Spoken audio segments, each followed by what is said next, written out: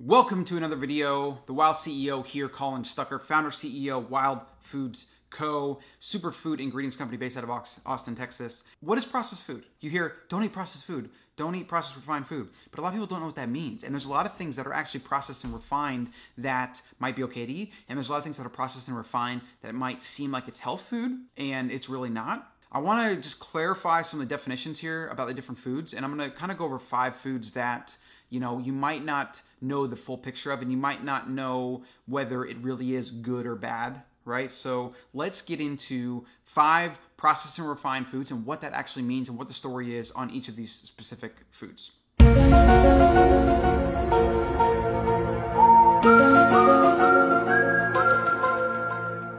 Processing an ingredient is something as simple as chopping an onion, right? When you take a whole onion and you dice it down, you're processing it. So that's why we have to be careful with this word. Now, refined, that's a whole nother process, but typically refined is extracting single ingredients from things. Like, let's say you take sugar cane and you extract the sugar from it, so it's just pure white sugar. That would be refined sugar. It was pulled out of the whole food stuff. Or if you were to take, let's say, apple juice even, and you extract that from whole apples, and now you have this just basically pure sugar water, this apple juice, that's another form of a refined ingredient.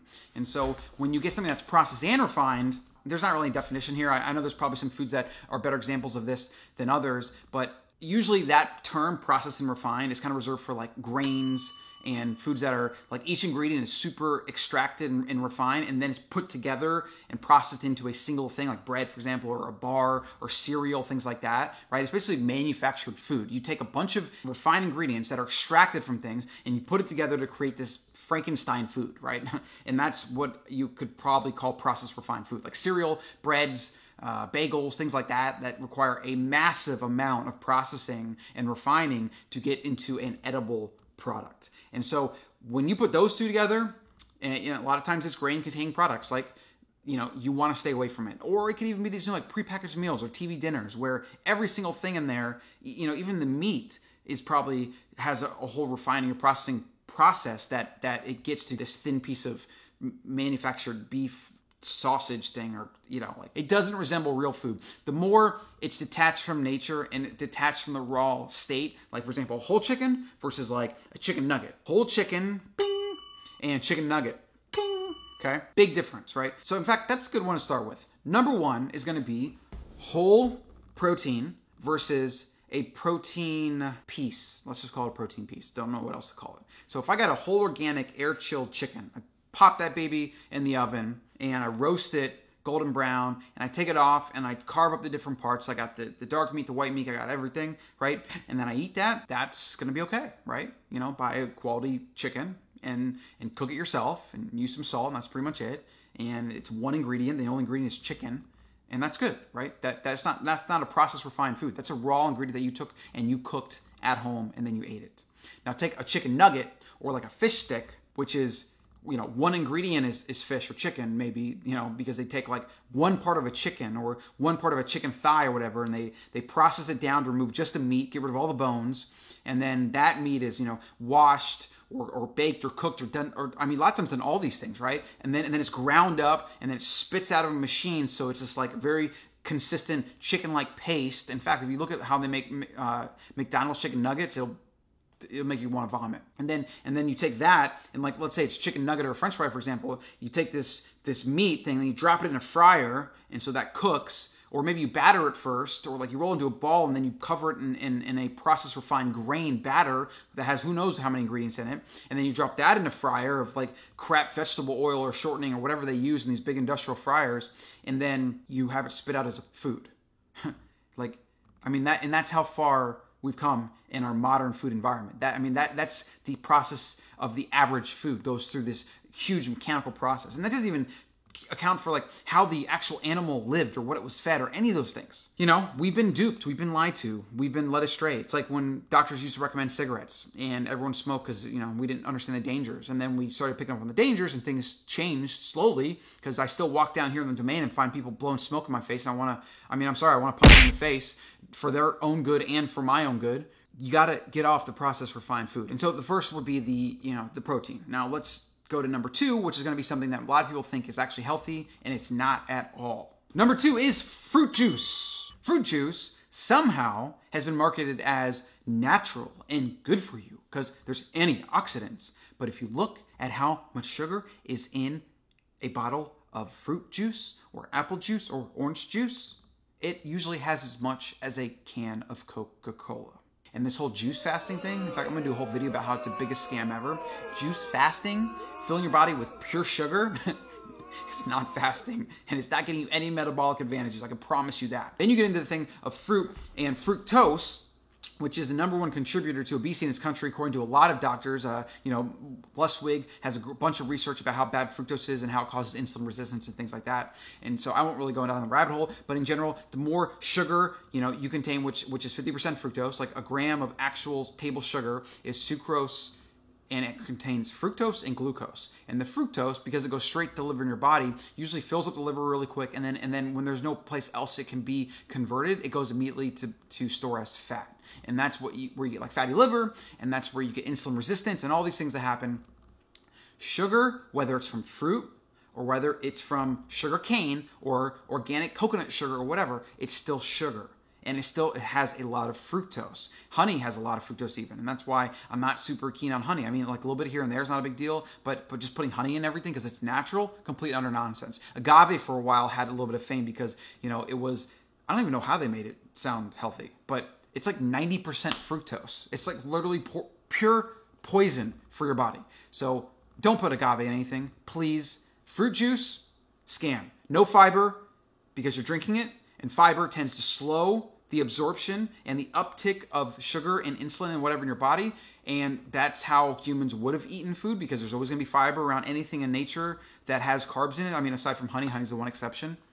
And so when we would find food in nature, or fruit in nature, for example, it would have fiber, which would slow how fast things are absorbed in our body, which prevent a lot of the issues of fat gain and insulin resistance. But even then, fruit is still made to fatten us up, right? Fruit is made to fatten us up, which is why it's super ripe right before winter. And then when winter comes and there's no fruit around, well, all that fattening up we would have done by finding fruit when it was in season, those stored calories would increase the likelihood that we would survive, because fat in the wild is survival. Calories on your body is survival. In fact, if you're stranded in the wild, you want to gain fat. In our modern world where food's around everywhere, we don't want to gain fat. So be wary of eating sugar, and absolutely do not drink fruit juice or give your kid Capri Suns or any of that garbage. It's literal poison. This next one I have a big peeve with because I see it all the time. There's literally an entire row at Whole Foods just for bars. Bars are a bunch of processed ingredients, a lot of them refined even, that are put together into this. I mean, that's why it doesn't look like food. It's this gooey, mushy, I mean, sometimes it's nut and seeds, like the Kind bars, which I don't recommend those, but at least you can see it's kind of food, right? When you blend all those things up into a big vat or machine or whatever, and then you spit out this bar and you bake it or you whatever, that is a processed refined food. Most people are going to do better off if they never eat a bar again, because you should be eating square meals, and then when you're not eating, you shouldn't be eating. And so bars have contributed to the whole snacking, eating 6 meals a day or eating a meal, a snack, a meal. Absolutely not. Watch some of my other videos on fasting and you'll understand why that's complete and utter nonsense and why that's not helping anyone lose any weight or feel better or anything.